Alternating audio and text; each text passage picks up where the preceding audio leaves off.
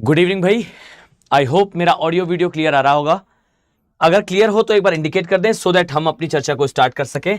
आज की क्लास में हम उत्तर के विशाल मैदान का last dimension which is Brahmaputra का मैदान अर्थात ब्रह्मपुत्र प्लेन, इसे कवर करेंगे। मैं उम्मीद कर रहा हूं कि सभी को मेरा ऑडियो और वीडियो क्लियर आ रहा है। फाइन, चलिए सर, क्लास का बहुत इंतजार कर रहा हूं। अरे भाई लीजिए, इंतजार जो है वो खत्म हो गया। तो आज की क्लास में हम अगर मैं कहूं तो लास्ट क्लास में हमने डिस्कस कर लिया है जो पंजाब का मैदान है, हरियाणा का मैदान है, राजस्थान का इंपॉर्टेंट प्लेस राजस्थान का मैदान रहा। और साथ ही हमने जो है लास्ट क्लास में यह भी डिस्कस कर लिया कि गंगा के मैदान का डिवीजन जो है वो किस प्रकार से होता है। ठीक है, डन। तो यहां तक की चर्चा हमारी हो चुकी है।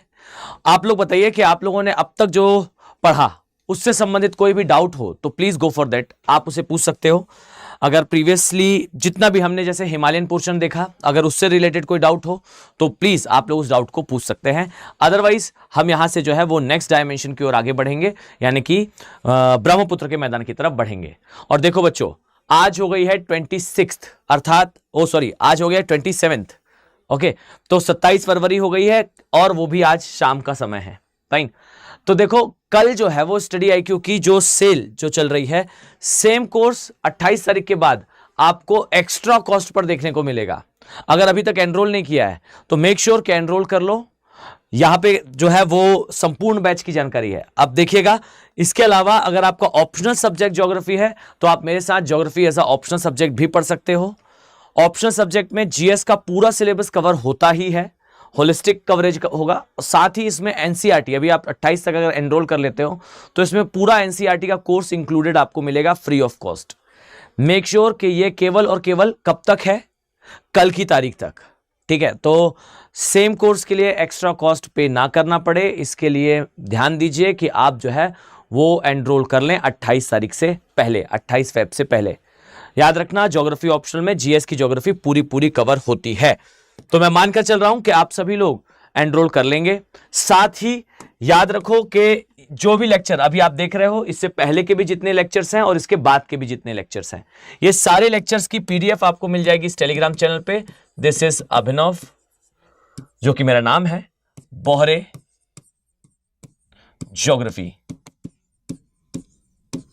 फाइन, सो इस नाम से आपको मेरा टेलीग्राम चैनल मिल जाएगा और इस टेलीग्राम चैनल से आप सारी पीडीएफ को जो है वो डाउनलोड कर पाओगे। ठीक है, तो अगर आप पीडीएफ डाउनलोड करना चाह रहे हो, जो कि अब बनेगी, ठीक है, अभी मैं लिख रहा हूं बोर्ड पर, तो लिखने के बाद ये पीडीएफ जो है जनरेट होगी और इसके बाद जो है आप इसे डाउनलोड कर पाओगे इस टेलीग्राम चैनल से। ठीक है, चलो भाई, तो अब हम जो है अपनी चर्चा स्टार्ट करते हैं। सभी को मेरा बहुत सारा गुड इवनिंग। मैं आप सभी को, बच्चे दिक्कत ये होती है कि मैं रिप्लाई नहीं कर पाता हूं। कई बार आप लोग मैसेज करते रहते हो, गुड इवनिंग सर कैसे हो, तो मैं बिल्कुल ठीक हूं भाई, बढ़िया से चल रहा है सब। और अब हमारी जो है वो चर्चा स्टार्ट होगी। आज हम ब्रह्मपुत्र का मैदान देखेंगे। फाइन, ब्रह्मपुत्र का मैदान, ब्रह्मपुत्र मैदान, इसे जो है वो कई बार एक शब्द के नाम से भी जाना जाता है। जरा देखिएगा और मुझे इस प्रश्न का भी उत्तर दीजिएगा कि आपको नहीं लगता कि इस मैदान के बारे में एक शब्द और यूज होता है, वो क्यों यूज करा जाता है? ठीक है, इसे कहा जाता है ब्रह्मपुत्र की घाटी। Fine, this is called as Brahmaputra की घाटी। एक मैदान को घाटी कहना अनुचित नहीं है। फाइन, चलिए सबसे पहले तो इस पर चर्चा करेंगे कि क्यों इसे ब्रह्मपुत्र की घाटी कहा जाता है, और सेकेंडली हम इस नदी के बारे में भी कुछ चीजें जानेंगे कि क्या क्या हमारे लिए एग्जाम पॉइंट ऑफ व्यू से ब्रह्मपुत्र को लेकर जरूरी है। ठीक है, आइए सबसे पहले तो ध्यान दें, ब्रह्मपुत्र नदी बहती कहां से है, तो यह आपको दिखाई देगा। This area is called as हमारा नॉर्थ ईस्टर्न पार्ट, यह हमारा पूर्वोत्तर राज्यों का क्षेत्र है। और इसमें जरा ध्यान से देखिएगा तो आपको यहां कुछ स्टेट्स दिखाई देंगे। यह कुछ इस तरीके से अरुणाचल प्रदेश दिखेगा, अरुणाचल प्रदेश से नीचे आएंगे तो यह नागालैंड का area, then this is called as Manipur, और उसके नीचे मिलेगा मिजोरम। फाइन, सो अरुणाचल प्रदेश, नागालैंड, मणिपुर और मिजोरम क्रम से आपको ये राज्य दिखाई देंगे। और ये सारे ही राज्य मैं यहां नामकरण कर देता हूं, जरा ध्यान से देखिएगा। यह है अरुणाचल प्रदेश, ठीक है, यह है नागालैंड, फाइन, ये है मणिपुर और इसके नीचे है मिजोरम। ठीक है, ये सारे राज्य जो है आपको क्रम से इस स्थान पर देखने को मिलेंगे। अब देखिए जरा जो रिमेनिंग पोर्शन बचता है, सभी लोग ध्यान से सुने, मेक इट श्योर कि इस एरिया में ये जो राज्य आपको दिखाई देते हैं, these are exactly not part of Brahmaputra का मैदान। ये एग्जैक्टली ब्रह्मपुत्र के मैदान का हिस्सा नहीं है, पूरी तरह से ब्रह्मपुत्र के एरिया में नहीं आते। हां, इसके पश्चात जो ये रिमेनिंग पोर्शन आपको दिखता है, ये वाला एरिया, ठीक है, ये मेजर एरिया है जहां आपको देखने को मिलेगा कि मैदान का विस्तार है और इसे बेसिकली कहा जाता है ब्रह्मपुत्र का मैदान। अब यहां जो ऊपर वाला पोर्शन दिख रहा है आपको, इस पोर्शन में आपको हिमालय दिखता है, इस पोर्शन में यहां आपको हिमालयास दिखते हैं, और ये जो हिस्सा है ये पूरा का पूरा पूर्वांचल की पहाड़ियों का क्षेत्र है। यहां आपको दिखती है पूर्वांचल की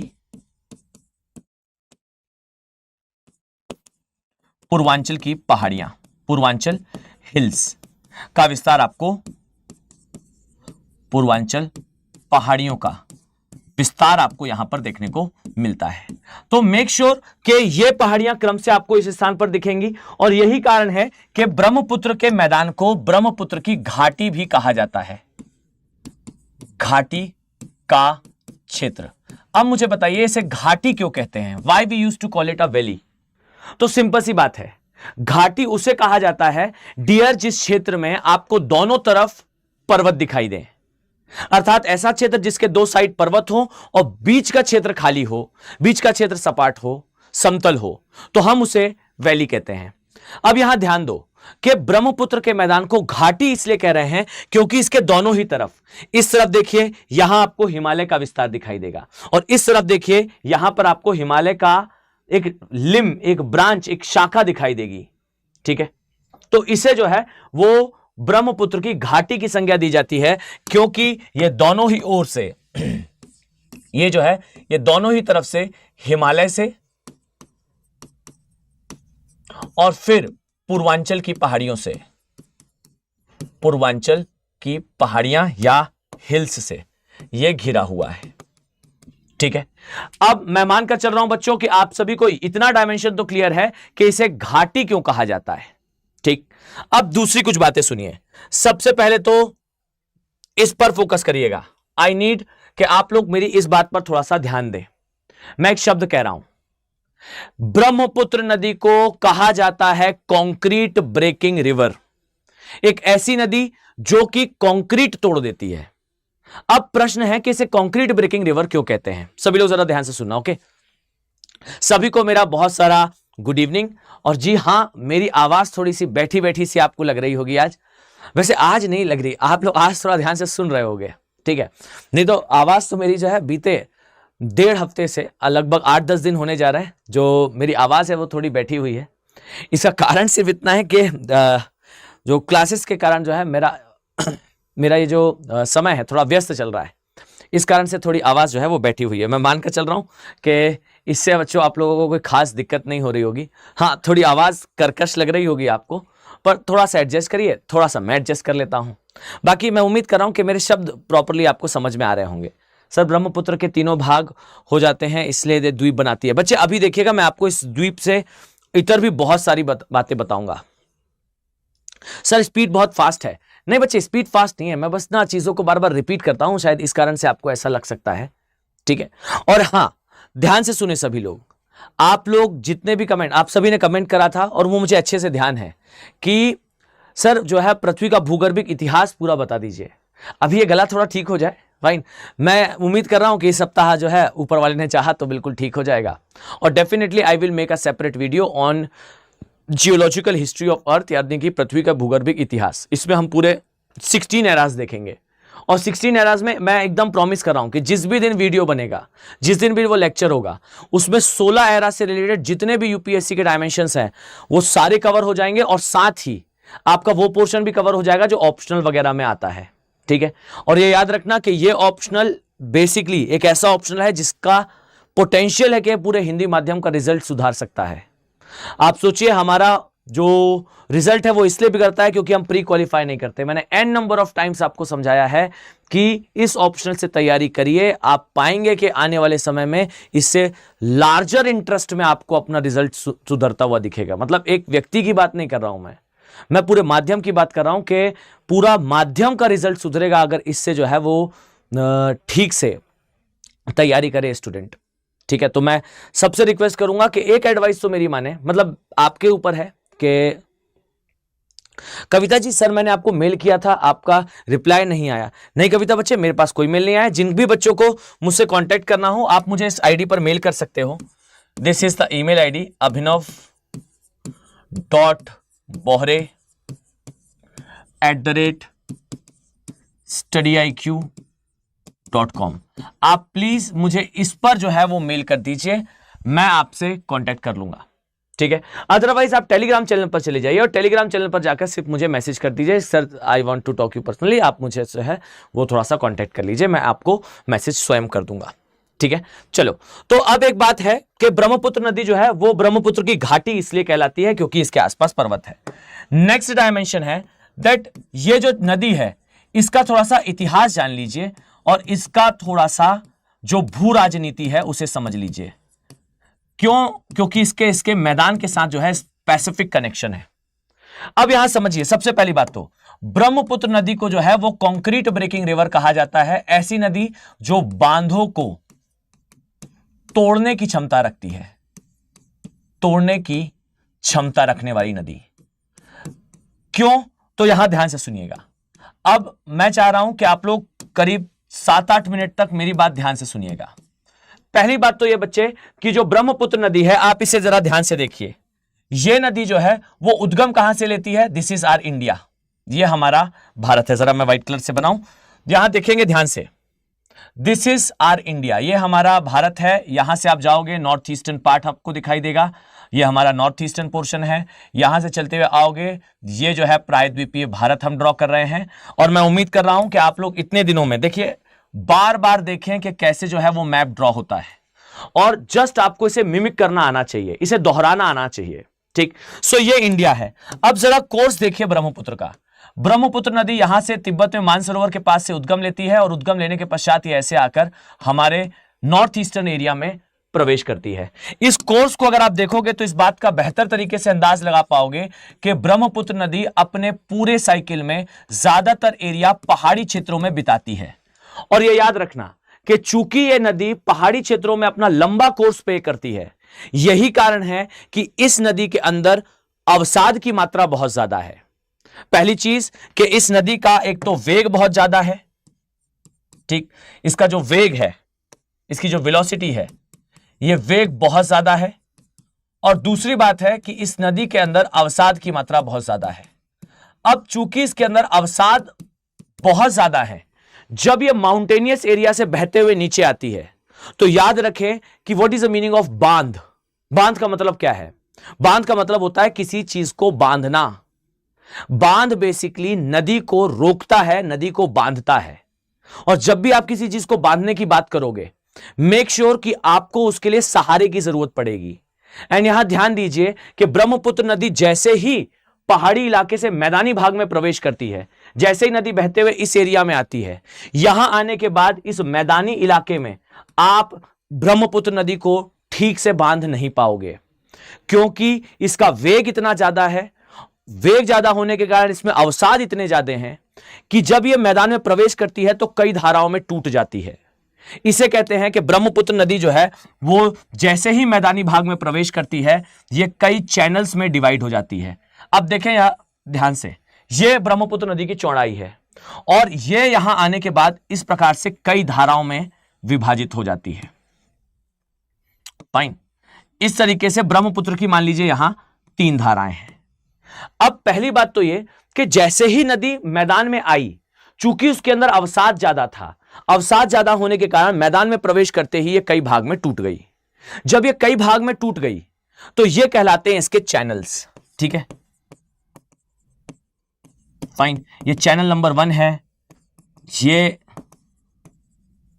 चैनल 2 है, ये चैनल 3 है। और इस तरीके से कई चैनल्स में टूट जाती है। कारण सिंपल सा है, बस चूंकि इसमें अवसाद ज्यादा है, इसीलिए अवसाद जैसे ही मैदान में आती है ये नीचे बैठने लगते हैं और नीचे बैठने पर ये कई धारा में टूट जाती है। इससे कई पॉइंट बनते हैं। पहला पॉइंट तो ये कि ये जो नदी है ये यहां पर चैनल्स में डिवाइड होने के कारण ये ब्रेडेड मैदान का निर्माण करती है। ब्रेडेड मैदान का ये निर्माण करती है। ब्रेडेड का अर्थ क्या होता है? ब्रेडेड का अर्थ होता है ऐसा मैदान जो कई हिस्सों में कटा हो। एक कटे छटे मैदान को, एक ऐसा मैदान जिसमें कई धाराएं बही हों, उस मैदान को हम ब्रेडेड मैदान कहते हैं। ठीक है, डन। सो ये जैसे ही नदी इधर आती है, इधर आने के बाद कई धाराओं में टूटती है और जो मैदान बनता है उसे हम ब्रेडेड मैदान कहते हैं। पर प्रश्न वही है कि हम इसे बांध तोड़ने वाली नदी क्यों कहते हैं? भाई हमने तो देखा है चाइना इस नदी पर बड़े स्तर पर बांध बनाता है। चाइना यहां पर तो डैम का कंस्ट्रक्शन करता है। भाई चाइना के द्वारा यहां पर जो है वो बांध का जो निर्माण है ये कराया जाता है। जब चाइना बांध बना सकता है तो हम क्यों नहीं बना सकते? तो उसका कारण आपके सामने है। याद रखिए कि नदी जब चैनल्स में डिवाइड होती है तो केवल दो ही व्यक्ति ऐसे हैं जो ये बता सकते हैं कि ये नदी कब किस मैदान से कितना गुजर जाए, कब किस चैनल से कितना गुजरेगी। आप इमेजिन करो कि आपने जो है ये उम्मीद लगाई कि भाई ब्रह्मपुत्र नदी के अंदर जो है वो पानी भरा हुआ है, अब ये 3 चैनल से जो है होकर गुजरती है। इस प्रकार से 3 चैनल्स हैं और इन चैनल से ये होकर गुजर जाती है। ठीक, तो चैनल नंबर 1 से मान लेते हैं 25%, यहां से 25% और रिमेनिंग 25 जो है वो यहां से गुजरती होगी, ऐसा मान लेते हैं। ठीक, अब आपने देखा कि 10 साल का डेटा यही बताता है कि ये नदी जो है वो 25, 25 और 50 के रेशियो से यहां गुजरती है। सर ब्रह्मपुत्र नदी मैदान में आकर 3 धाराओं में विभाजित हो जाती है, जिससे कारण यहां पर वेग बहुत ज्यादा हो जाता है, इसलिए नहीं बच्चे 3 नहीं, कई स्थानों पर तो 6-6 धाराओं में विभाजित है। मतलब ऐसा नहीं है कि मैंने यहां 3 बनाया है तो केवल 3 धाराओं में विभाजित हो, ये कई धाराओं में विभाजित होती है। इन सम केसेस, इन सम एरियाज ये 6 चैनल्स में डिवाइडेड है। आप सोचें एक नदी आई और 6 धाराओं में बट गई। अब ये नदी जब यहां पहुंचती है ना बच्चे, तो आप प्रिडिक्ट ही नहीं कर सकते कि ये नदी कब किस चैनल से कितना गुजरेगी। सो द रियलिटी इज, आपने सोचा कि भाई नदी जो है वो इस चैनल से बीते 10 सालों में 25% गुजरी है, तो इस चैनल की जो कैपेसिटी है, इस चैनल की जो क्षमता है ये 25% की है। तो यहां पर उसी के अनुसार जितना उसमें पानी है उसके अनुसार जो है हम इसमें डैम बना देते हैं, उस क्षमता का हम इस पर डैम बना देते हैं। But the most problematic thing is कि यहां पर जब आप डैम बनाओगे तो ब्रह्मपुत्र नदी इज अनप्रिडिक्टेबल रिवर, एक ऐसी नदी जिसको आप प्रिडिक्ट नहीं कर सकते कि इसका बिहेवियर कैसा होगा। होता यह है कि आपने यहां डैम बनाया और पता चला 3 साल बाद एक बार बारिश हुई और बारिश होने पर पूरी की पूरी ब्रह्मपुत्र नदी एक ही चैनल से होकर गुजर गई। और जब ये ऐसा करती है तो आप कितनी भी कैपेसिटी का डैम बना लीजिए, वो तो अपना चैनल तोड़कर वहां से गुजर रही है। वो चैनल भी ब्रेक कर देगी और चैनल के साथ साथ डैम भी ब्रेक कर देगी और डैम के साथ साथ पूरा क्षेत्र भी बहाकर ले जाएगी। प्रॉब्लम यह है कि ब्रह्मपुत्र नदी का एक बड़ा एरिया पहाड़ी क्षेत्र से होकर गुजरता है और चूंकि ये पहाड़ी क्षेत्र से होकर गुजरता है, इसकी स्पीड ज्यादा होने के कारण इसके अंदर अवसाद ज्यादा होते हैं और अवसाद की ज्यादा मात्रा के कारण ये जैसे ही मैदान में आती है, ये जितने चैनल्स में डिवाइड होती है, नोबडी कैन प्रेडिक्ट, कोई नहीं बता सकता कि कब कितने % किस चैनल से कितनी गुजर जाए। और जब भी ये किसी एक चैनल से ज्यादा गुजरती है आपको खबरें दिख जाएंगी, जस्ट वहां पर आ जाएगा कि असम में फिर से बाढ़ आई। असम में बाढ़ क्यों आती है? क्योंकि नदी चैनल्स में जब डिवाइडेड है तो इनके बीच का जो एरिया आपको दिखाई देता है ये आगे जाकर भले ही एक हो जाती है, ये सारे चैनल्स आगे जाकर जो है वो एक ही चैनल में बदल जाते हैं। फाइन, ये सारे चैनल जो है वो आगे जाकर एक ही चैनल में मिल जाते हैं। ओके, और ये जो है हो सब ठीक है, फाइन। सो ये जो है आगे जाकर एक ही चैनल में मिल जाते हैं। बट दिक्कत वही है, जब ये इस प्रकार से चैनल्स में डिवाइडेड रहती है उस समय पर इसके चैनल के आसपास लोगों ने ब्रह्मपुत्र नदी को नदी मानकर जो है वो घर बना रखे हैं, और इन्हीं घरों के आसपास जो है फिर फ्लड आती है। तो ब्रह्मपुत्र नदी एक तो पहला चैनल में डिवाइड होकर ब्रेडेड मैदान बनाती है, और दूसरा ये नदी उच्च अवसाद होने के कारण अनप्रिडिक्टेबल रहती है। आप इस पर भरोसा नहीं कर सकते कि किस समय ये किस चैनल से कितनी गुजर जाए, और that is why you will find कि ये नदी मास लेवल पर फ्लड के लिए रिस्पॉन्सिबल है, बड़े स्तर पर असम के एरिया में बाढ़ के लिए जिम्मेदार है। ठीक, अब आपने कहा कि चलिए सर, मान लेते हैं कि आपने जो कहा कि भाई ब्रह्मपुत्र नदी के अंदर अवसाद ज्यादा है, अवसाद ज्यादा होने के कारण हम इस पे जो है वो ये चैनल में डिवाइड होती है, हम डैम बनाएंगे, डैम बनाने पर ये जो है वो सब कुछ डिस्ट्रॉय करते हुए आगे बढ़ जाएगी। हम इंजीनियरिंग लगाते हैं, हम कई प्रकार के जो है वो ऑब्जर्वेशन लेते हैं कि भाई चलिए थोड़ा बहुत हमें पता है कि इस चैनल से कम इतना तो गुजरेगी, तो हम वहां पर कुछ कुछ जो है वो प्रिडिक्शंस के थ्रू डैम बना लेते हैं, काम चल जाता है, बट फुल फ्लैज डैम नहीं बन पाता। ठीक, आप इस बात को भी रिमार्क करो कि इसके पीछे का एक बड़ा कारण चीन भी है। अब चीन कैसे है तो इसे समझना। देखो, चीन के एरिया में चाइना के पास एक बड़ी बढ़त है भारत के भारत के कंपैरिजन में चाइना के पास एक बड़ी बढ़त है। और क्या बढ़त है वो बढ़त यह है कि चाइना आता है अपर राइपेरियन में। अब इस शब्द को ध्यान से सुनिएगा, एक शब्द कह रहा हूं, अपर राइपेरियन। अब ये अपर राइपेरियन क्या होता है तो सुनना, अब सब लोग 2-3 मिनट तक ध्यान से सुनो। इस शब्द का मतलब होता है हाँ भाई, कोई अगर सहायता कर सके तो अभिषेक जी की सहायता कर दीजिएगा, उन्होंने प्रश्न पूछा, अगर किसी को जानकारी हो तो बता दीजिएगा। चलिए अब यहां सुनिए, अपर राइपेरियन क्या होता है। तो डियर, जो हाल दिल का हमारा होता है पाकिस्तान के कंपैरिजन में, वही हाल हमारा हो जाता है चाइना के विरुद्ध। क्या? तो याद करिए, मैंने आपको बताया था सिंधु नदी के बारे में कि पाकिस्तान में, खैर अभी हमारी चर्चा सिंधु नदी तंत्र पर आएगी, बहुत डिटेल में इसके बारे में चर्चा करेंगे। ध्यान से देखो कि यह है भारत, यह है इंडिया, ठीक, यह हमारा इंडिया का पोर्शन है, ठीक है, और यहां आपको दिखाई देगा हमारा लेह लद्दाख वाला एरिया, जम्मू एंड कश्मीर से नीचे आते हुए हमारा प्रायद्वीपीय भारत। फाइन, अब देखें जरा इस बात को कि जो नदियां बेसिकली पाकिस्तान जाती हैं, उन सारी ही नदियों में क्रम है। ये सिंधु है, यहां आपको झेलम दिखाई देगी, इस तरीके से चिनाब दिखेगी, रावी दिखेगी, ब्यास और सतलुज, ये सारी नदियां जो पाकिस्तान जाती हैं, इन सारी नदियों का उद्गम भारत से होते हुए होता है। यानी कि ये जो पाकिस्तान की जीवन रेखा है, ये सारी नदियां भारत से इधर पहुंचती हैं। भारत यहां अपर राइपेरियन है। भारत चाहे तो पाकिस्तान को बहुत आसानी से इंडस वाटर ट्रीटी के थ्रू जो है वो नीज पर ला सकता है। अभी जब मैं आपको डिटेल में पढ़ाऊंगा तो आप वहां लिखोगे कि एक बहुत फेमस जियोपॉलिटिशियन थे, उनका ये स्टेटमेंट था, मैं पहले अंग्रेजी में उसे कोट कर रहा हूं ताकि आपको सर्च करने में आसानी हो, आप चेक कर लीजिएगा। वहां लिखा था that no any nation can devastate as thoroughly as India can devastate Pakistan by a single exercise of breaking water of Indus। कोई भी देश दूसरे देश को उतने बुरे तरीके से तबाह नहीं कर सकता जितनी कैपेसिटी के साथ इंडिया पाकिस्तान को तबाह कर सकता है, बस एक काम करके, और वो है सिंधु का जल रोककर। कारण यह होता है कि हम अपर राइपेरियन में हैं, नदी हमारी जमीन से बहकर पाकिस्तान जाती है, और पाकिस्तान में एक एक बूंद जो पानी है, वो पानी जो है वो भारत की भूमि से ही होकर जाता है। तो एक चीज परफेक्ट है कि चाइना में जो आपको स्थिति, जो पाकिस्तान में स्थिति आपको दिखाई देती है, वो स्थिति चाइना के विरुद्ध हमारी है। हमारे नॉर्थ ईस्ट का जो ओनली सोर्स ऑफ वाटर, हमारे पूर्वोत्तर राज्यों का एकमात्र स्रोत वर्षा का, एकमात्र जल का स्रोत जो है वो ब्रह्मपुत्र है। और ब्रह्मपुत्र नदी के साथ समस्या यह है कि यह नदी दुष्ट चाइना से होकर इस एरिया में प्रवेश करती है। अब चूंकि ये चाइना से आती है, चाइना ने इसमें जो है वो अपर राइपेरियन होने के कारण बांध बना रखे हैं, और बांध बनाकर चाइना जो है वो हमें कर देता है परेशान। कैसे? तो यहां एक वर्ड लिखिए दैट, एक शब्द होता है एमओयू। एमओयू का मतलब है मेमोरेंडम ऑफ अंडरस्टैंडिंग।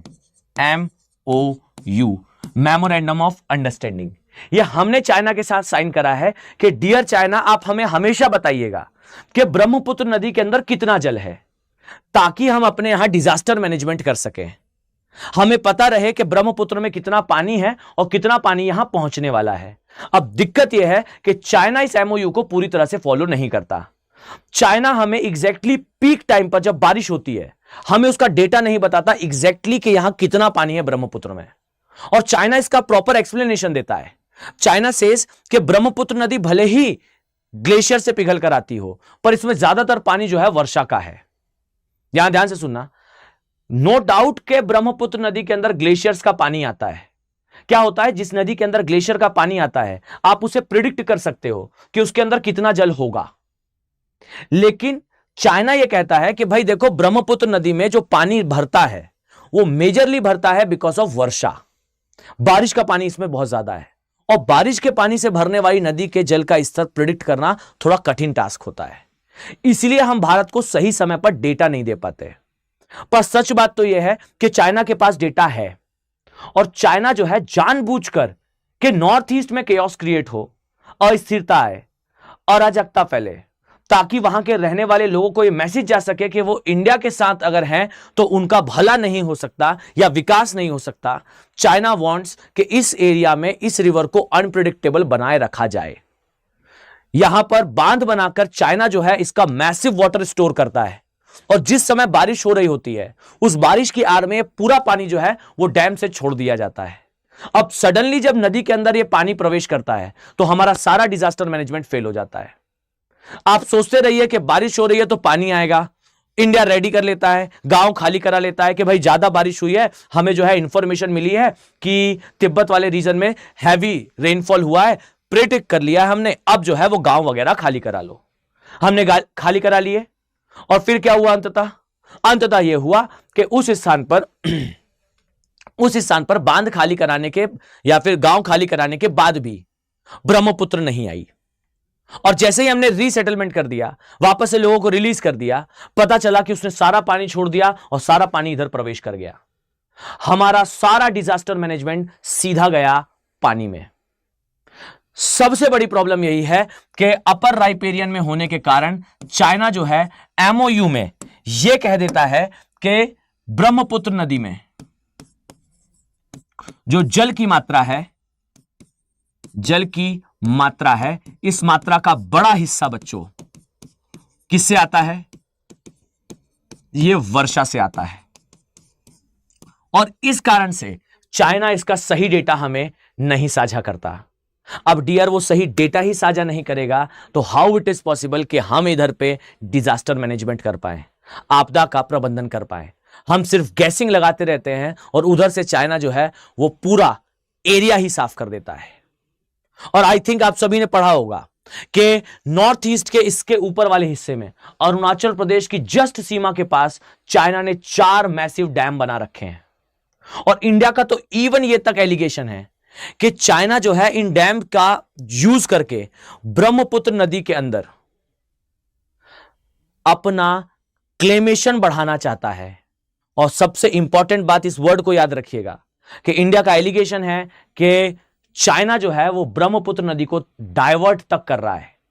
यहां उसने कैनाल बना रखी है, बांध के एरिया की पूरी सैटेलाइट इमेज हमें लेने नहीं देता।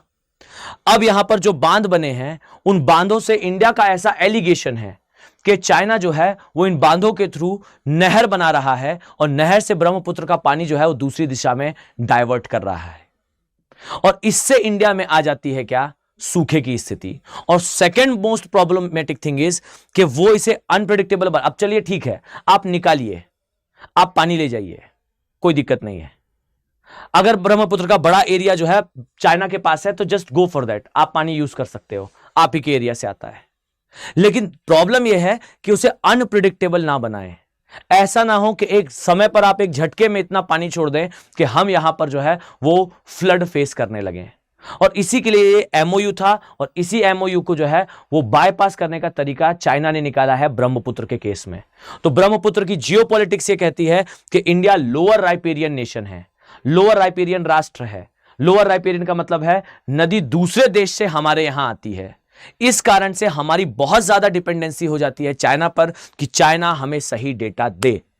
इन केस ऑफ पाकिस्तान हम अपर राइपेरियन कंट्री हैं, बट दिक्कत वही है कि हम जो है वो पाकिस्तान को, दिक्कत नहीं है, ये हमारा जो है we are a principle govern nation, तो हम सही डेटा साझा करते हैं और इससे कभी भी पाकिस्तान में फ्लड नहीं आई हमने, क्योंकि हमेशा राइट डेटा जो है वो शेयर करा। But in case of Pakistan, in case of China, faulty data आता है हमारे पास, इनकंप्लीट डेटा आता है। और इसका एक और एग्जांपल मैं आपको बताता हूं, हमारे पास इनकंप्लीट डेटा आता है कितना पानी है ब्रह्मपुत्र में, लेकिन ब्रह्मपुत्र में जब हमारे यहां पानी भरता है तो हम बांग्लादेश को सही डेटा देते हैं कि डियर तुम्हारे यहां फ्लड ना आए। समझ पा रहे हो? सो ये जो है इस एरिया की छोटी सी जियोपॉलिटिक्स है। अब वापस आते हैं इस मैदान पर। तो देखो, एक चीज आपने इस मैदान के बारे में जान ली कि ये जो है एक ब्रेडेड मैदान का उदाहरण है। अब दूसरी चीज सुनो, ये मैदान में इस नदी के अंदर अवसाद की मात्रा ज्यादा है। पॉइंट पर वापस आते हैं, क्यों? क्योंकि अभी मैं आपको यहां पर एक नदी द्वीप से परिचित कराऊंगा। उस नदी द्वीप का नाम है माजुली। फाइन, अब यहां ध्यान से सुना। सर एमओयू स्ट्रिक्ट नहीं होता है इजली, नहीं बच्चे, एमओयू का मतलब ही होता है मेमोरेंडम ऑफ अंडरस्टैंडिंग।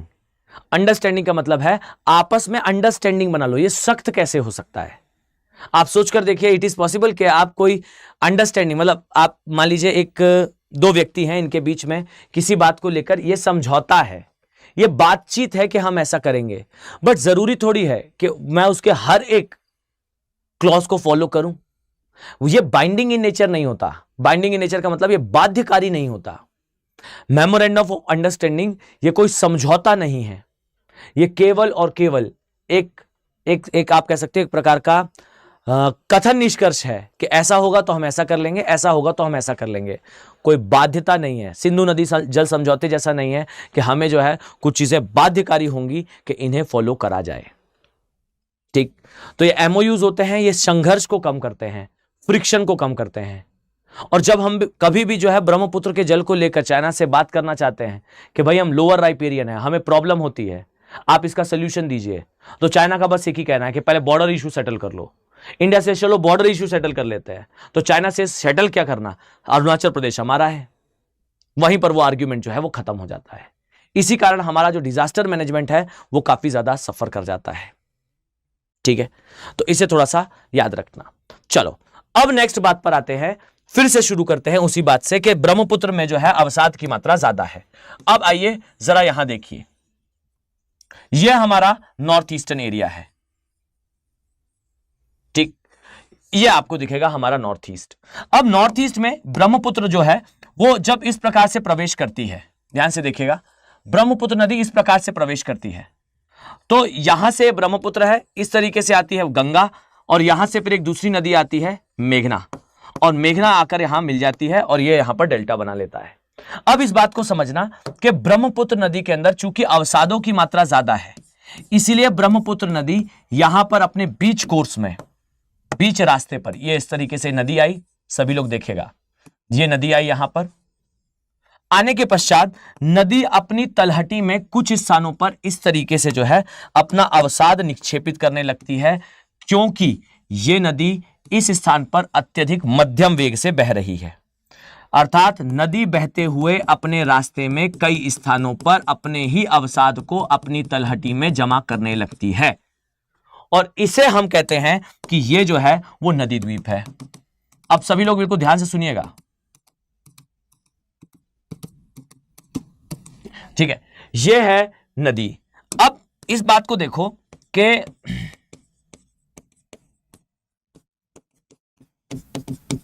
ठीक, ये ब्रह्मपुत्र है। ब्रह्मपुत्र नदी जब इस स्थान पर आ रही है तो चूंकि सेडिमेंट ज्यादा हैं, तो एक तो सेडिमेंट ज्यादा है, यहां मैं लिख देता हूं, इसमें अवसाद ज्यादा है, और दूसरी बात है कि इसका वेग कम है। आपने देखा होगा, एक बात बताइए, आपके घरों में कहीं ना कहीं पानी स्टोर करके रखा जाता है। आप उत्तर भारत से बिलोंग करते हैं, उत्तर भारत में यह बिल्कुल प्रॉपर ट्रेडिशन है, ज्योग्राफी से डिराइव्ड ट्रेडिशन है कि व्यक्ति अपने यहां पानी स्टोर करके रखता है। अब जहां भी आपके घर में पानी स्टोर करके रखा जाता है, एक बार वहां जाइए और जाने के बाद उस पानी की टंकी को ऐसे नीचे से टच करिएगा, आप देखोगे कि वहां जमीन की तलहटी में उस वाटर टैंक के बेस पर आपको अवसाद, सेडिमेंट जो है वो जमा हुआ मिलेगा। रुका हुआ जल अपने अंदर के अवसादों को छोड़ता है और जब भी बच्चों ये अपने अंदर के अवसादों को छोड़ता है, ध्यान देंगे कि जिस समय ये अपने सेडिमेंट्स को नीचे छोड़ता है, आप पाओगे कि उस समय पर यहां सेम कंडीशन क्रिएट होती है। उस समय पर यहां जब अवसाद जमते हैं तो समय के साथ जमते जमते ये नदी से ऊपर आ जाते हैं। इन्हें कहा जाता है रिवराइन आइलैंड्स या नदी द्वीप। ठीक, दिस इज कॉल्ड एज नदी द्वीप या रिवराइन आइलैंड्स, रिवराइन आइलैंड्स या नदी निर्मित द्वीप। और ऐसे कई द्वीप यहां ब्रह्मपुत्र नदी बनाती है, जिसमें से one of the most famous द्वीप इज माजुली द्वीप। ठीक, इसे माजुली द्वीप की संज्ञा दी जाती है। और यहां ध्यान से सुनना, ये जो माजुली द्वीप है ना, ये भारत का सबसे बड़ा नदी द्वीप है। ये लार्जेस्ट नदी द्वीप है, यानी कि सबसे बड़ा नदी द्वीप का उदाहरण है। कौन सा? माजुली द्वीप। अब इतना तो सबको पता होता है भाई, अगर इसी से यूपीएससी प्रश्न पूछ ले तो क्या ही ना हो। फाइन, मतलब इस बात को समझो कि अगर यूपीएससी इसी से प्रश्न पूछ लेगा तो सारी समस्या नहीं सॉल्व हो जाएगी, सब क्लियर कर जाएंगे। मैंने कहा ना, आपके अंदर विचार होने चाहिए सब्जेक्ट को लेकर। याद रखो कि ज्योग्राफी और एनवायरनमेंट का कितना वेटेज है यूपीएससी में। तो आप इमेजिन करिए कि यूपीएससी में हर वर्ष ईच एंड एवरी ईयर रफली अराउंड 30 से 35 क्वेश्चन ज्योग्राफी और एनवायरनमेंट कलेक्टिवली आते हैं, और ये सारे प्रश्न आप इधर से सॉल्व कर सकते हो। इवन अगर आप ठीक से तैयारी करते हो, आपका अगर ऑप्शनल विषय ज्योग्राफी होता है, तब के केस में तो ये प्रश्न आपके लिए पीनट होंगे, बेहद आसान होंगे। बस रिक्वायरमेंट है कि आप ठीक से पढ़ो, इस सब्जेक्ट को गहराई से पढ़ो। मेक श्योर कि ये सब्जेक्ट आपकी पूरी जर्नी सुधार देगा। ठीक है, देखो अब नदी द्वीप के केस में आप इसका करंट अफेयर पढ़ते हो। क्या करंट अफेयर पढ़ते हो? तो आप यहां पढ़ते हो कि भाई ये जो नदी द्वीप है माजुली, आप सर्च करिएगा जो माजुली द्वीप है। फाइन, जरा स्पेस कम पड़ जाएगा इधर, थोड़ा सा इसे एडजस्ट कर लेते हैं। हाँ, सो ये जो है माजुली द्वीप, ये द्वीप के लिए इसका करंट अफेयर आता है कि समय के साथ इसका आकार कम हो रहा है विद रिस्पेक्ट टू टाइम। समय अनुसार इसका जो आकार है, साइज है, ये कम हो रहा है। और सीधा सीधा इसका उत्तर भी बता दिया जाता है। हमारे यूपीएससी में एक बहुत गंभीर बीमारी है, उसे कहते हैं ग्लोबल वार्मिंग और climate change. Fine, the word called global warming and climate change and climate change.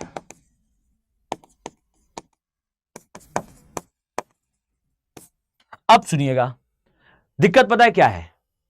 हम सभी की एक आदत है, हर एक समस्या का अंतिम जो उत्तर है हमारा यही होता है कि इसलिए हो रहा है क्योंकि ग्लोबल वार्मिंग क्लाइमेट चेंज है। और यूपीएससी इसको पकड़ लेता है कि विद्यार्थी ना हर एक बात को घुमाकर यहीं ले आता है। अब यहां ध्यान से सुनो, माजुली द्वीप का आकार कम होना यह किसी सामान्य, किसी विशिष्ट घटना के कारण नहीं हो रहा है। ऐसा नहीं है कि ग्लोबल वार्मिंग क्लाइमेट चेंज से वर्षा का पैटर्न चेंज हो गया और वर्षा के पैटर्न में चेंज होने से ब्रह्मपुत्र नदी के अंदर ज्यादा पानी आ गया और ज्यादा पानी के कारण अंततः यह नदी द्वीप डूबने लगा। बच्चे, ऐसा नहीं है। यह नदी द्वीप इसलिए नहीं डूब रहा कि कहीं ब्रह्मपुत्र नदी के अंदर पानी की मात्रा ज्यादा है या फिर नदी आकारिकी में कोई चेंज आया है। वास्तविकता तो यह है कि यह नदी द्वीप का डूबना एक प्राकृतिक घटना है। याद रखिएगा कि माजुली द्वीप समय के साथ अगर गायब हो भी रहा है या इसका आकार श्रिंक भी हो रहा है तो एक सामान्य स्टेटमेंट है। नो डाउट कि पर्यावरणीय या फिर एनवायरमेंटल डिग्रेडेशन एक रीजन होता है, लेकिन दूसरा रीजन यह भी है कि यह नदी द्वीप की परिणति होती है। नदी द्वीप समय के साथ बनते हैं और नष्ट हो जाते हैं क्योंकि नदी आकारिकी में परिवर्तन आता है। नदी एक अनप्रेडिक्टेबल नेचर की होती है, कब कहां से कितनी गुजरे, कहां पर कितना अपरदन करे, यह नदी के ऊपर निर्भर करता है और यह रैंडमली सिलेक्ट होता है। आप ये नहीं कह सकते कि इस स्थान पर अगर द्वीप था तो अब हमेशा द्वीप बना रहेगा। नदी एक डायनेमिक कंसेप्ट है। आज उसने वहां निक्षेपण करा है, बाद में हो सकता है कि वो अपरदन करे। और इसका सबसे आसान उदाहरण मैं आपको बताता हूं, आप देखकर ही समझ जाओगे। Just a second, fine, 1 minute का समय दीजिएगा, आप लोग देखकर ही समझ जाएंगे कि ऐसा होता है। देखिए, नदी बाई चांस बहते हुए आई, सभी लोग जरा कंसंट्रेशन से देखिएगा। ये है मान लीजिए नदी, ठीक, ऐसे जो है टर्न लेते हुए नदी यहां से आ रही है। ओके, अब जरा इसे ध्यान से देखिएगा। नदी जब यहां बहती है ना बच्चे, तो ये उसका कोर्स है। कोर्स में बहते हुए सबसे पहले यहां टकरा रही है, इसके बाद नदी जो है वो प्ले करते हुए कोर्स यहां टकरा रही है, फिर नदी प्ले करते हुए कोर्स ये आगे जा रही है और यहां टकरा रही है। हमें दिख रहा है कि नदी ऐसे जा रही है, ठीक, लेकिन नदी के अंदर जो पानी है जब वो बहता है तो वो किन किनारों पर टकरा रहा है, देखिएगा, ये इन किनारों पर जो है वो टकरा रहा है, ठीक, इस किनारे पर जो पानी है वो टकरा रहा है, ठीक। तो जहां वो टकराता है ना बच्चे, वहां वो करता है अपर्दन, यहां पर हो रहा है अपर्दन। और बच्चे अपर्दन के बाद क्या निकलेगा, अवसाद निकलेगा। और बच्चे जो अवसाद निकलता है, नदी इसे किसी भी दिशा में जमा सकती है। हो सकता है कि नदी जो है उसे यहां जमा दे, और जब ये यहां जमाती है, इस स्थान पर जमाती है, तो इससे जो है वो नदी का विसर्पण बढ़ता है। अब देखो, नदी पहले कैसे जा रही थी, जरा ध्यान से देखिएगा। अगर मैं आपको दिखाऊं तो ये नदी का कोर्स है बाई चांस, तो नदी पहले ऐसे जा रही थी, देखिए ध्यान से, नदी पहले इस प्रकार से जा रही थी, ठीक। और अब जब वो यहां टकरा रही है, तो टकराने के परिणाम स्वरूप समय के साथ ही ये हिस्सा जो है, यहां से जो अवसाद निकला वो यहां नीचे आ जाएगी। ये देखिए जरा, मैं यहां बना देता हूं, देखो, समय के साथ नदी जो है वो इस हिस्से को अपर्दन कर रही है, यहां से टकराएगी, ये हिस्सा हटेगा, हटने के बाद ये वाला हिस्सा गायब हो जाएगा, और गायब होके ये वाला हिस्सा इधर आ जाएगा। यहां से अपर्दन होगा, जो हिस्सा निकला, सॉरी, यहां से जो अपर्दन हुआ हिस्सा निकला वो इधर आकर जम जाएगा। अब इस तरीके से नदी का कोर्स जो है वो निर्मित हो जाता है। यहां से हिस्सा निकला, यहां पर पानी रुका हुआ है, इधर चला गया, यह हिस्सा टकराया, अपर्दन हुआ, वो इधर आकर जम जाएगा। अब देखो नदी कैसे इस यहां पर विसर्पण कर रही है, देखिएगा, पहले नदी ऐसे बहती थी, ठीक। अब देखिए, अब नदी कैसे बहेगी, अब नदी जो है वो दूसरी दिशा में बहेगी, ये और नीचे तक आएगी। पहले नदी, अब मैं जरा आपको अगर दिख सके तो मैं ऐसे बनाता हूं, देखिए, पहले नदी ऐसे जा रही थी, अब नदी और ज्यादा विसर्पण लेके नीचे से जाएगी, फाइन। सो नदी जो है वो विसर्पण करने लगती है अगर उसके रास्ते में थोड़ा भी परिवर्तन आए, और विसर्पण के कारण ये अवसाद कहीं से निकालती है, कहीं जमाती है। अब बाई चांस यहां ना जमाकर नदी उस अवसाद को यहां बीच में कहीं जमा दे, फाइन, यहां कहीं बीच में जमा दे, तो यहां पर जो है छोटे छोटे आइलैंड्स ऐसे बन जाते हैं। अगर वो साइड में नहीं जमा रही तो वो बीच बीच में कहीं जमाती है। अब इस बात को समझना कि ये नदी की आकारिकी है, उसकी तलहटी की घाटी में अगर आपने चेंज करा तो ये नदी द्वीप अपने आप गायब होते हैं। हो सकता है कि हिमालयन कहीं प्रदेश में जहां से नदी टर्न ले रही थी वहां पर बड़ा भूस्खलन हुआ हो, चट्टानें वहां से ढही हो, किसी कारणवश नदी का उस स्थान पर तलहटी थोड़ी उथली हो गई हो, तो उथले होने के कारण नदी वहां से ऐसा चढ़ाव ले रही हो, फाइन, नदी वहां से ऐसा चढ़ रही हो, और जहां उतरेगी तो फिर वहां वो ऐसा गर्त बना रही हो। अब ये गर्त बनाया उसने, तो उसने अवसाद निकाला, और अवसाद निकाला तो उसने कहीं और उसे जमा दिया, वहां से पानी टकरा के फिर इस द्वीप से टकरा रहा हो। सो द थिंग इज कि यहां पर जो द्वीप है, यह द्वीप समय के साथ गायब क्यों हो रहा है? उसका कारण है कि यहां कहीं पर वो नदी जो है उसकी आकारिकी में परिवर्तन आया था। इस कारण से अब जो यहां टकराती थी वो यहां की बजाय यहां टकराने लगी, और इस कारण से यहां जहां अवसाद जमा करती थी उसने काटना शुरू कर दिया। सो किसी स्थान पर नदी की आकारिकी में अगर चेंज आ जाता है किसी भी कारणवश, तो ये नदी द्वीप गायब होने लगते हैं, क्योंकि है तो ये केवल और केवल अवसाद का एक ढेर, ठीक है, पर एक इसका प्राकृतिक कारण भी है जो ये है, लेकिन कई फिर हमारे द्वारा भी हैं। हम भी जो है वो डैम बनाकर, हम भी जो है वो ग्लोबल वार्मिंग और क्लाइमेट चेंज से इसे थोड़ा अनप्रेडिक्टेबल बनाते हैं। हमारा कंट्रीब्यूशन भी है इसमें, मतलब ऐसा नहीं कि हम बिल्कुल मासूम हैं, हमारा कंट्रीब्यूशन भी है, बट दिक्कत यह है कि यह प्राकृतिक भी होता है। तो आंख बंद करके क्लिक मत करिए, यह मत लिखिए कि हर एक चीज का कारण जो है वो केवल और केवल ग्लोबल वार्मिंग और क्लाइमेट चेंज है। नो डाउट एक कारण होता है, हर बार पूरा पूरा कारण वही नहीं होता। तो मैं मानकर चल रहा हूं कि यह पॉइंट भी क्लियर हो गया दैट मांजुली द्वीप बड़ा रिवराइन आइलैंड है, समय के साथ गायब हो रहा है। गायब होने का प्राकृतिक कारण भी है, और प्राकृतिक कारण मैंने आपको यहां बताया, इसे कहते हैं नदी आकार की, नदी आकार की। ठीक, इसे जो है वो रिवर डायनेमिक्स भी कहा जाता है। ऑप्शनल के बच्चे ध्यान दीजिएगा, जिन भी बच्चों का ऑप्शनल विषय हो इसे ठीक से लिख लें। आप आगे इसमें बहुत सारी चीजें पढ़ोगे। इसमें आप पढ़ोगे कि नदी आकारिकी के कारण कैसे किसी क्षेत्र में सामाजिक आर्थिक परिवर्तन आते हैं, कैसे किसी एरिया में बार बार फ्लड आना उस क्षेत्र में पलायन को, प्रवासन को प्रभावित करता है। मैंने प्रीवियस क्लासेस में इसके बारे में डिटेल में चर्चा की है। मैं उम्मीद कर रहा हूं कि आपने डेफिनेटली प्रीवियस क्लासेस देखी होंगी। देखिए, मेरी एडवाइस याद रखिएगा कि जितने लेक्चर्स मैं ले रहा हूं, हर एक लेक्चर में एक जो है इंपॉर्टेंट डायमेंशन होता है, उसका एक जरूरी डायमेंशन होता है मेंस पॉइंट ऑफ व्यू से। मैंने नॉर्थ ईस्ट की पूरी समस्या आपसे डिस्कस करी है, सारी प्रॉब्लम हमने नॉर्थ ईस्ट की डिस्कस करी है। मैं मान रहा हूं कि आपने उसे देखा है, उसे नोट डाउन करा है। ठीक है, चलिए। सो बच्चों, अगर आप लोग चाहें तो आगे बढ़ा जाए। आगे बढ़े भाई। सर अवसाद क्या होता है? ये लीजिए, ये अवसाद होता है। बहिर्जात बल, एक्सोजेनेटिक फोर्सेस, जब भी किसी सरफेस को रब करते हैं, घर्षण होता है, तो उसके कारण अवसाद निकलता है। सो अवसाद का अर्थ होता है वो ऊपर का ढीला अर्थात लूज लेयर जो चट्टानों से नदी या पवन जो है वो निकालती है। ठीक सर, ज्यादा मात्रा में ये अवसाद इनके कारण जो है वो, हाँ yes yes you can say कि इसके कारण जो है बाढ़ आती है। हाँ भाई, आप लोग जो कह रहे हैं प्लीज आप लोग बिल्कुल फ्री फील करो, इस पर आप मुझे मैसेज कर दीजिए। जो लोग अभी प्रश्न पूछ रहे हैं कि सर आपसे कांटेक्ट कैसे हो सकता है, तो बच्चे ये देखिए, ये मेरी जीमेल आईडी है, आराम से जाइए इस पर अपना मेल लिख दीजिए, और कोई भी समस्या हो आप उसमें मेंशन कर सकते हो, आई विल हेल्प यू। अगर आपको टेलीग्राम से जुड़ना है तो ये टेलीग्राम का लिंक है, चैनल है भाई, चैनल है, फाइन, इससे कर लो।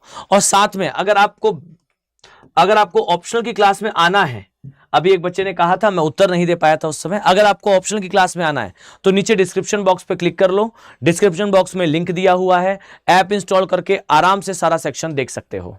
ठीक है, उसमें डेमो लेक्चर्स पड़े हुए हैं, आप आराम से उन्हें देखिए और ये जाइए। अभी खत्म नहीं हुआ है, थैंक यू क्या बोल रहे हो, अभी कहां जा रहे हो, खत्म नहीं हुआ है, अभी तो चल रहा है। अभी मैं 10 मिनट और थोड़ा सा आप लोग को कुछ जानकारी दूंगा, तो यहां ध्यान से देखना।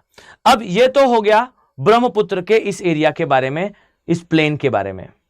अब इस प्लेन से जुड़ी कुछ अन्य चीजें जानो, जैसे इसकी मैपिंग। अब देखो, अब मैं इसकी मैपिंग स्टार्ट करता हूं। ठीक है, ये हो गया इसका रिवर डायनेमिक्स। अब आ जाइए जरा इस एरिया के बारे में, इसकी मैपिंग देखते हैं। सबसे पहले तो आइए यहां देखिए बच्चे, ये है हमारा साउथ ईस्ट एशिया। फाइन, ये आपको दिखाई देगा, ये है हमारा ग्रेट इंडिया।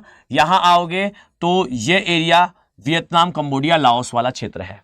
ठीक, अब देखो यहां कौन कौन सी नदियां हैं। पहली बात तो ये कि ये ब्रह्मपुत्र नदी है। ठीक, इसके पश्चात आइए जरा ध्यान से देखना, यहां इसके ऊपर से आती है एक दूसरी नदी by the name of Irrawaddy. इसके बाद यहां से एक दूसरी नदी आती है by the name of Salvin. इसके बाद एक और नदी आती है बाय द नेम ऑफ चाओ फ्राया, और फिर एक और नदी आती है by the name of Mekong. तो पहले तो यही याद कर लीजिए कि ये क्रम से आने वाली नदियां हैं। ये कहलाता है साउथ ईस्ट एशिया। यहां मैं लिख रहा हूं, ध्यान दीजिएगा, this is called as south east Asia, south east Asia, दक्षिण पूर्वी एशिया। और इस साउथ ईस्ट एशिया में यहां आपको दिखाई देगा हमारा ग्रेट इंडिया। और देखो, क्रम से इन नदियों को देखना स्टार्ट करिए। सबसे पहले तो आ जाइए, इधर से शुरू करते हैं। यह है ब्रह्मपुत्र नदी। अब क्रम याद करना बच्चे, यह है इरावदी, यह है साल्विन, फाइन, यह है साल्विन नदी, यह है चाओ फ्राया नदी, और यह है मेकोंग नदी। ये सारी नदियां जो है इनमें कॉमनैलिटी है, एक समानता है। क्या समानता है कि ये सारी नदियां जो है वो तिब्बत के पठार से ही आती हैं। क्यों चाइना तिब्बत को कैप्चर करना चाहता था? ये आती हैं तिब्बत से, तिब्बत के पठार से, तिब्बतियन प्लेट्यू से। ये सारी नदियों का जो उद्गम है वो इसी क्षेत्र से होता है, और होते हुए ये सारी नदियां अंततः जो है या तो यहां तक की नदियां जाती हैं बंगाल की खाड़ी में, इतनी नदियां जो है वो बंगाल की खाड़ी में जाती हैं। यहां मैं लिख देता हूं बे ऑफ बंगाल, जरा इसे छोटा करा जाए भाई। ये है बंगाल की खाड़ी, और ये नदी स्पेसिफिकली ये जाती है साउथ चाइना सी में, साउथ चाइना सी। ठीक, this is called as South China Sea. ठीक, अब मैं आपको यह क्यों बता रहा हूं, ब्रह्मपुत्र के साथ इसे क्यों डिस्कस करा जा रहा है, तो सुनो, याद रखो कि ब्रह्मपुत्र नदी के अंदर, ब्रह्मपुत्र नदी, अब जो थोड़ा सा ऑप्शनल की भी चर्चा हो जाए, यहां ध्यान से सुनो। ब्रह्मपुत्र नदी जिस प्रकार से सिंटेक्शियल बेंड के माध्यम से, सिंटेक्शियल बेंड के माध्यम से, ध्यान दो जिन बच्चों ने प्रीवियस लेक्चर्स ना देखे हों, मैं फिर से रिपीट करूंगा, मैंने सिंटेक्शियल बेंड के बारे में बहुत डिटेल से बताया है। जिन बच्चों ने ना पढ़ा हो वो याद से उस सेक्शन को देख लीजिएगा। ब्रह्मपुत्र नदी जिस सिंटेक्शियल बेंड के कारण भारत आई थी, डियर, ये सेक्शन आज भी बढ़ रहा है। हिमालयाज आर स्टिल राइजिंग, और जैसे ब्रह्मपुत्र नदी टर्न लेकर भारत आई है, ये याद रखना, अगर बीच में सिंटेक्शियल बेंड ना आता तो ये ब्रह्मपुत्र नदी के अंदर उतना पानी है कि ये नदी जो है यहां से सीधा निकलती और साउथ चाइना सी जाती। अगर ये सिंटेक्शियल बेंड ना होता तो ब्रह्मपुत्र नदी साउथ चाइना सी जाती, साउथ चाइना सी में प्रवेश करती। और आज जो नदी, मेरा इशारा ध्यान से देखिएगा, आज जो नदी साउथ चाइना सी में है, अगर ये सिंटेक्शियल बेंड, अगर ये हिमालय ना रुके तो चिंता मत करिए, आने वाले वर्षों में बर्थ रीबर्थ की साइकिल में जब मैं आपको दोबारा ज्योग्राफी पढ़ा रहा हूंगा तो उस समय मैं आपको बताऊंगा कि पता है एक समय पर मेकोंग नदी साउथ चाइना सी जाती थी, आज भारतीय उपमहाद्वीप में है। जी हां, जैसे ये बढ़ रहा है आगे, अगर ये इसी क्रम में आगे बढ़ता जाता है तो आप पाओगे कि सारी नदियां अपना रास्ता बदलेंगी, क्योंकि हिमालय ऐसा इस दिशा में ऐसे बढ़ रहा है। ध्यान से सुनना, ये हिमालय ऐसे आगे बढ़ रहा है, और जैसे आगे बढ़ रहा है ये सारी नदियों का कोर्स जो है वो कट करेगा, और ये सारी नदियां टर्न लेंगी बिल्कुल वैसे जैसे ब्रह्मपुत्र ने लिया है। तो जब आप लोग फाइन, जब आप लोग जो है वो पढ़ रहे होगे, हाँ वही एक बच्चे ने कहा सर स्टडी IQ के यूट्यूब चैनल से, स्टडी IQ हिंदी के यूट्यूब चैनल से, बहुत बढ़िया, फाइन। तो जैसे ब्रह्मपुत्र ने टर्न लिया है, याद रखो सेम वैसे ही टर्न ये सारी नदियां लेंगी। Each and every river will take the U turn and enters in India, will enter in India. ठीक, तो एक डायमेंशन ये भी लिख लेना, ये मेंस पॉइंट ऑफ व्यू से जरूरी है। और एक और बात सुनो, ये सारी नदियां न्यूज में रही हैं। ठीक सर, नहीं बच्चे, ऑप्शनल तो पूरा मैं पढ़ा ही नहीं सकता, मतलब इतना तो समय ही नहीं होता यूट्यूब पर कि मैं पूरा आप लोगों को ऑप्शनल पढ़ा सकूं इस पे। सर पूर्व, हाँ पर बैच अवेलेबल है, आप उसमें पढ़ सकते हो। सर भारत के पूर्वी तट पर मानसून के मौसम में बहुत अधिक वर्षा होती है जिससे नदियाँ बहुत अधिक पानी बहाती हैं। इसका मतलब यह है कि यहाँ बहुत अधिक तलछट जमा होगा जिससे डेल्टा बन सकता है। बिल्कुल बच्चे, जितनी भी नदियाँ हमारे शशि जी फाइन, बिल्कुल सही, दैट जितनी भी नदियाँ भारत के हिमालयन प्रदेशों से निकलती हैं ये बड़े डेल्टा का निर्माण करती हैं। कारण सिंपल सा है, वर्षा के कारण इनमें जल की मात्रा ज्यादा होती है और इसी कारण ये जो है बड़ा डेल्टा का निर्माण करती हैं। ठीक, अभी खत्म नहीं हुआ, देखो एक बात तो मेकोंग नदी, अब इसके बारे में थोड़ा सा सुनते जाइए, कारण ये एग्जाम पॉइंट ऑफ व्यू से जरूरी है। पहली बात तो ये कि मेकोंग नदी का उद्गम कहां से होता है? तिब्बत से, ये तिब्बत से आती है। कहां को जाती है? तो ये जाती है साउथ चाइना सी को, साउथ चाइना सी को।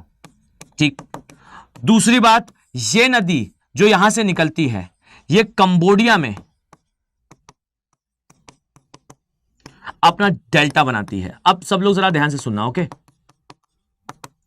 सब लोग थोड़ी देर तक बिल्कुल ध्यान से सुनना। इस नदी के अंदर एक सीजन में इतना पानी होता है कि ये नदी जो है पूरे के पूरे कंबोडिया को पानी में डाल दे। मैं रिपीट कर रहा हूं, ध्यान से सुनना।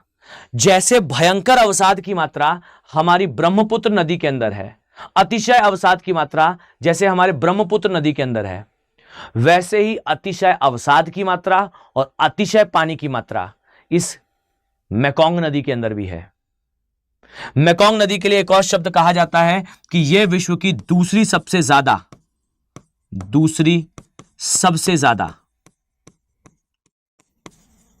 जैव विविधता वाली नदी है। जैव विविधता वाली नदी है, ठीक। Second most biodiverse river of earth, दूसरी सबसे ज्यादा जैव विविधता वाली नदी है मेकोंग। तो तिब्बत से आती है, साउथ चाइना सी जाती है, कंबोडिया में डेल्टा बनाती है, दूसरी सबसे ज्यादा जैव विविधता वाली नदी है। और यह नदी जो है वो पूरे के पूरे कंबोडिया को पानी में डाल सकती है, इतना पानी है इसके अंदर। पर बच्चों एक बात बताओ, कभी आपने ये सुना कि जो कंबोडिया है वो पूरा का पूरा पानी में चला गया बिकॉज ऑफ मेकोंग नदी? Did you ever heard about कि ये पानी के अंदर चला गया? सर मेकोंग नदी आयोग की प्री नदी है, पीवाईक्यू में काफी बार आया है, इसलिए तो मैं इतनी डिटेलिंग से बता रहा हूं बच्चे। फाइन, यूपीएससी ने सेवरल टाइम इससे प्रश्न पूछा है। बताएगा कोई कि कभी आपने सुना कि भाई पूरा का पूरा कंबोडिया पानी के अंदर चला गया? फाइन, आप कभी नहीं सुनेंगे कंबोडिया पानी में गया। कारण क्या है बच्चों? Tell me what the reason behind. इसका सबसे बड़ा कारण है कि कंबोडिया में अर्थ का सबसे बड़ा टेंपल है। फाइन, अब आप बोलोगे सर टेंपल का क्या कनेक्शन है? कोई कनेक्शन नहीं है, मुझे तो एक स्टेटमेंट बताना था तो मैंने आपको बता दिया कि एक स्टेटमेंट तो ये भी याद रखना, फिर मैं कारण बताता हूं। यहां कंबोडिया में आपको एक तो सबसे बड़ा टेंपल दिखाई देगा, अंकोर वाट का टेंपल, अंकोर वाट का मंदिर, ठीक। यह दुनिया का सबसे बड़ा टेंपल है, कंबोडिया में है, और यह टेंपल मॉर्गन का टेंपल है, अर्थात विष्णु टेंपल है। गैलरीड टेंपल का उदाहरण है, टेंपल आर्किटेक्चर याद रखना, यह गैलरीड टेंपल का उदाहरण है, 400 एकड़ में बना है, ठीक। ये जो है वो गैलरीड टेंपल एक टेंपल आर्किटेक्चर है, एक टेंपल जो है कला और संस्कृति का हिस्सा है, और ये टेंपल गैलरीड टेंपल होते हैं, और ये 400 एकड़ में बना है जो कि कंबोडिया में आता है। पर प्रश्न वही है अभी भी कि ये जो नदी है ये पूरी तरह से इस क्षेत्र को, खासकर किसको, कंबोडिया को पानी में क्यों नहीं डालती? तो आइए जरा इसका आंसर मैं आपको इधर दिखाता हूं। ये नक्शा है, ये साउथ ईस्ट एशिया हमारा देश है, यहां पर वियतनाम, कंबोडिया, लाओस वाला एरिया है, और देखो ये आती है मेकोंग नदी, फाइन। और मेकोंग नदी जिस समय यहां डेल्टा बनाने वाली होती है, इसके जस्ट प्रायर, इसके एग्जैक्टली थोड़ा सा पहले यहां पर एक झील है। आप लोग ऑक्सफोर्ड का स्टूडेंट एटलस खोलोगे, उस एटलस में एशिया निकालोगे और एशिया का पन्ने पलटोगे तो वहां साउथ ईस्ट एशिया डिटेल में बना है। वहां पर आपको ये दिखाई देगा, छोटी सी यहां एक लेक है, ठीक है। मैं जरा नामकरण कर देता हूं पहले। This is called as Mekong, fine. ये मेकोंग रिवर है, और ये जो हिस्सा आप देख रहे हो इसे कहा जाता है टोनले सैब, टोनले सैब लेक। कई जगह ना इसे गलत लिखा होता है, इसे SAP लिखा होता है, टोनले सैप, फाइन। सैपो नहीं होता, सैब है, ठीक है। तो जो भी है, ठीक है, टोनले सैप कह लो, सैप कह लो, ठीक। ये एक झील है और इसे कहा जाता है राइपेरियन बफर। इस वर्ड को लिख लीजिएगा, this is called as riparian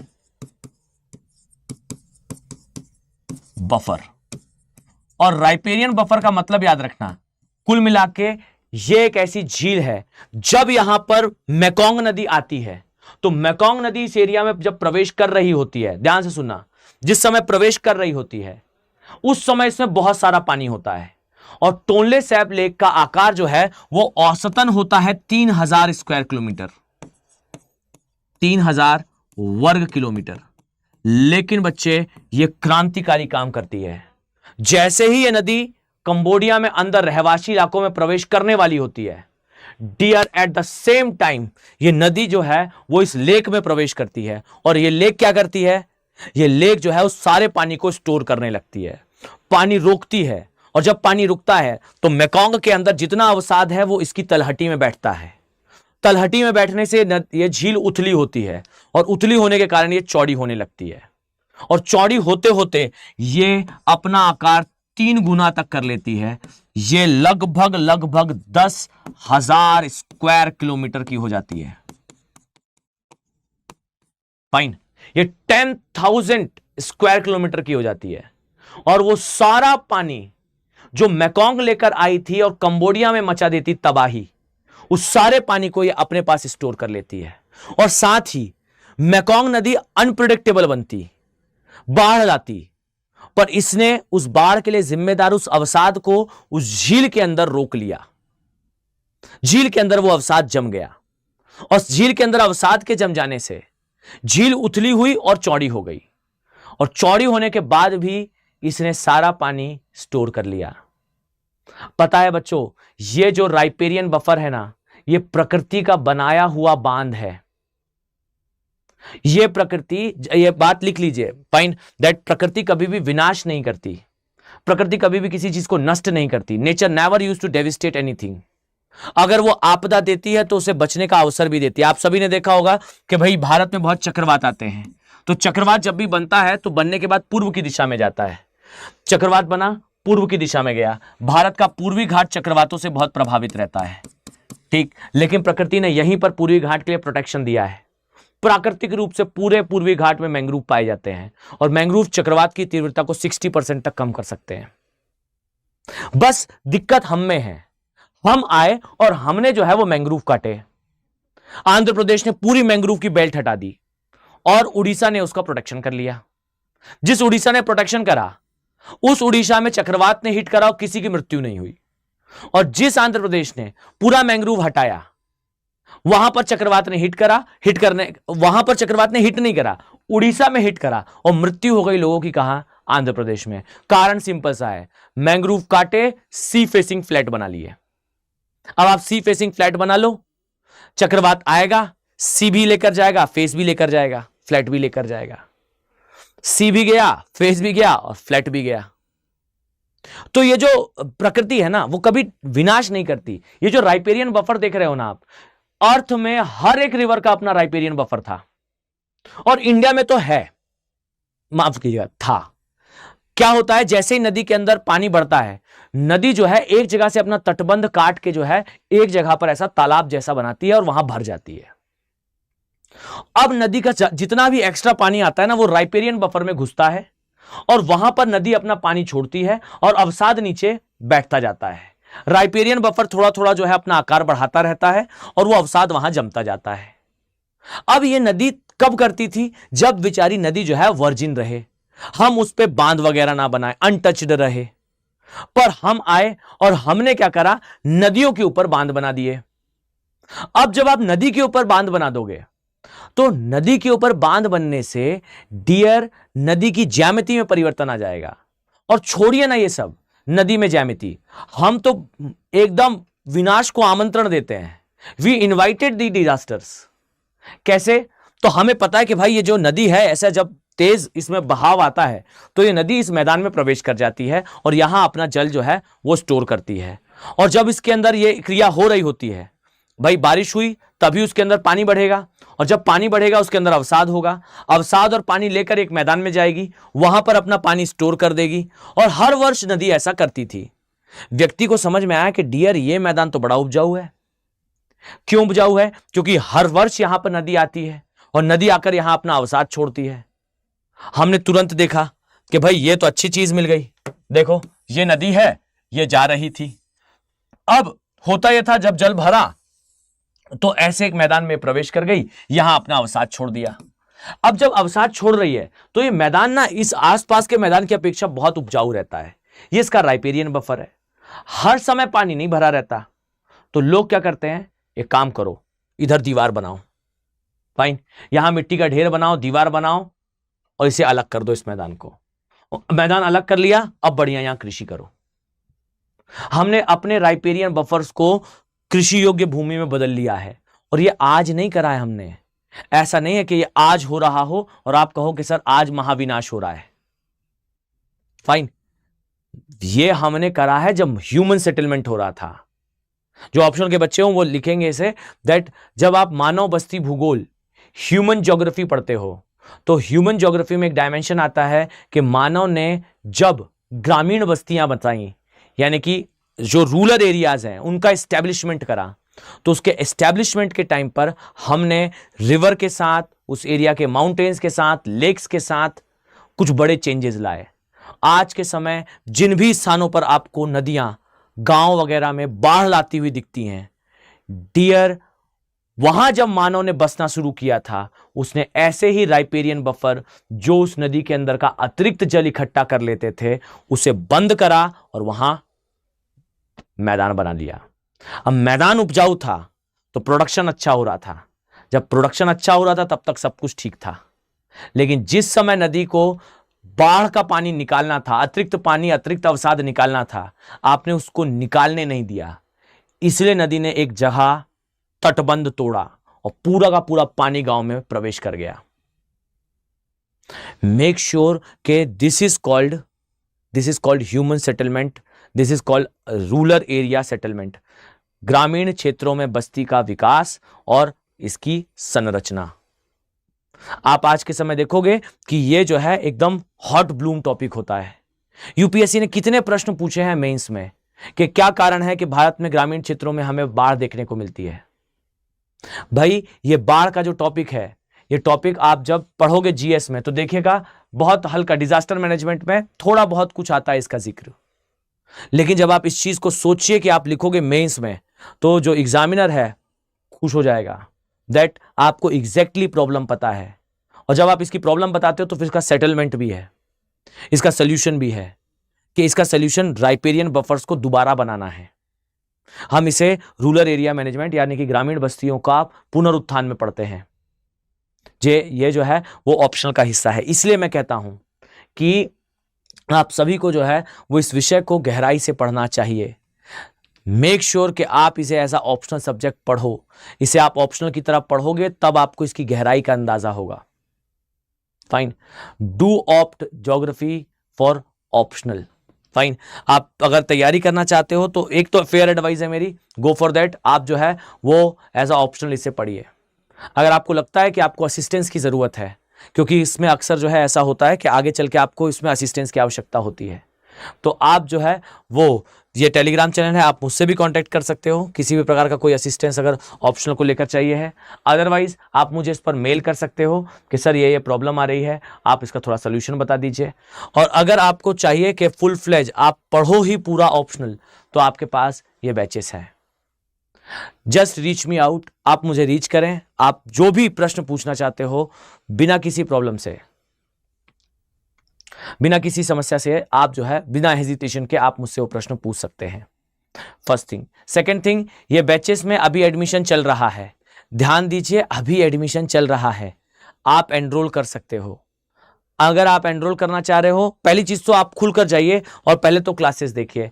यहां नीचे डिस्क्रिप्शन बॉक्स में लिंक है, ऐप इंस्टॉल करो, ऐप से जाकर क्लासेस देखो और देखिए वो क्लासेस जो है उनमें हम किस स्तर से पढ़ाई करते हैं। ये तो इस लाइक का थोड़ा सा हिस्सा उसका, इससे बहुत कुछ और भी है। अभी तो मैं जीएस में चलते हुए आपको ऑप्शनल टच कर रहा हूं। जिस समय सोचिए मैं विशुद्ध ऑप्शनल बता रहा हूंगा तो उस समय हम कितनी गहराई से इन बातों को सीख रहे होंगे। फाइन, तो this is a great optional, just waiting for you. कोशिश करें कि आप टाइमली इसको ज्वाइन कर पाओ। देखो, पहले तो आप तैयारी शुरू करो। अगर असिस्टेंस चाहिए है, बैचेस आर अवेलेबल। ठीक, फुल फ्लेज पढ़ना चाहते हो तो संपूर्ण बैचेस अवेलेबल हैं आपके लिए। और ये भी याद रखना कि ये विशुद्ध हिंदी माध्यम में है। ठीक है, ये प्योरली हिंदी मीडियम के लिए बैचेस हैं, आप एनरोल कर सकते हो। संपूर्ण बैचेस का नाम है। और जब भी एनरोल करो, डियर, इस बात का ध्यान रखो, मैं तो हमेशा कहना भूल जाता हूं, आप कम से कम ध्यान रखें, जस्ट मेक इट श्योर कि आप यूज करो इस कोड का, which is called AK live. इस कोड का यूज करते हुए इन बैचेस का हिस्सा आपको बनना है। वाई? बिकॉज इस कोड का यूज करने पर आपको मैक्सिमम डिस्काउंट देखने को मिलेगा। ठीक, डन। तो जस्ट इसका कोड एंटर करो, आपको जो मिनिमम कॉस्ट होगी, मतलब मैं एक बात सिंपल सी बताता हूं कि ये फैकल्टी कोड है, इसका यूज करने पर आपको सबसे कम कॉस्ट मिलेगी। तो आपको बस इतना करना है, डिस्क्रिप्शन बॉक्स में लिंक दिया हुआ है, उस पर क्लिक करके डायरेक्टली कोर्स पर जा सकते हो, या फिर आप जो है वो मुझे रीच कर लें, ये आईडी दी हुई है, इस पर जल्दी से मेल कर दो। आप मेल करोगे, डेफिनेटली आई विल रिस्पॉन्स।